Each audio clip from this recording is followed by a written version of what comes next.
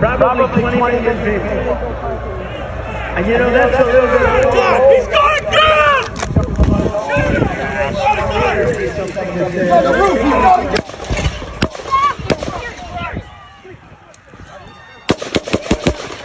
Stay under here. I'm Olivia Parker, and this is Infinity News. Former President Donald Trump was the target of an attempted assassination during a campaign rally on Saturday. This alarming incident is set to profoundly impact this year's U.S. presidential race and has already sparked urgent questions about the security measures in place for the Republican candidate. The attack occurred as Trump was addressing supporters when shots rang out. In a matter of seconds, his security team swarmed and covered him. Emerging from the chaos, Trump's face was streaked with blood, yet he defiantly pumped his fist in the air, mouthing the words, "Fight. Fight. Fight."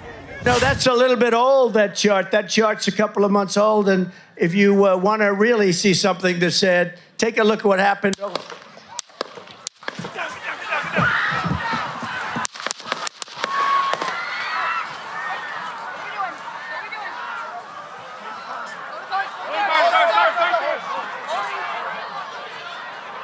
A campaign spokesperson later confirmed that Trump is doing well, with the only injury being a wound to his upper right ear.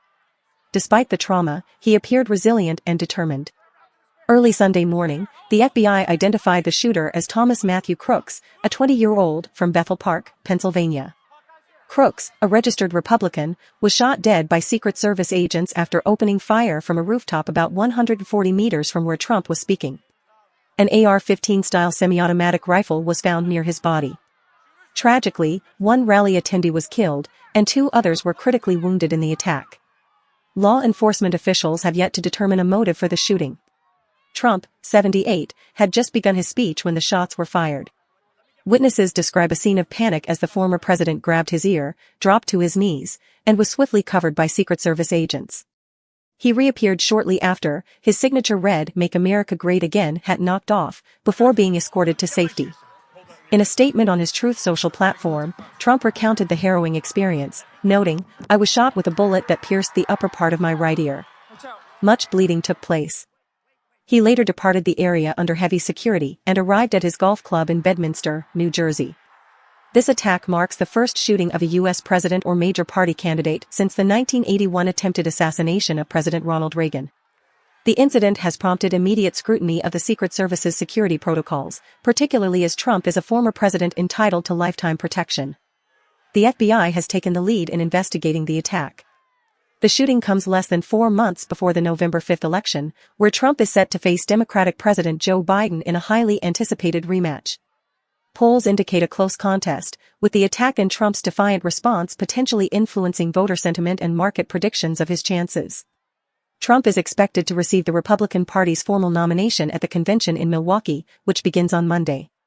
Eyewitnesses at the rally described the chaos that ensued following the shots.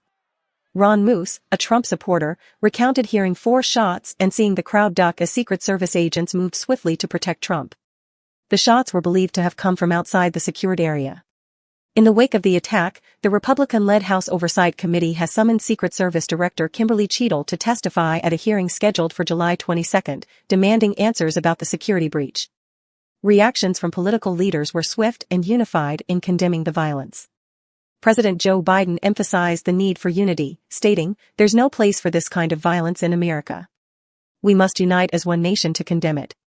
His campaign has temporarily paused television ads and other communications in response to the attack.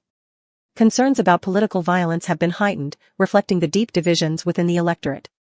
Both Republicans and Democrats have called for an end to incendiary rhetoric and a collective stand against violence. Republican House Speaker Mike Johnson and Democratic Senate Majority Leader Chuck Schumer both expressed relief that Trump was safe and condemned the attack.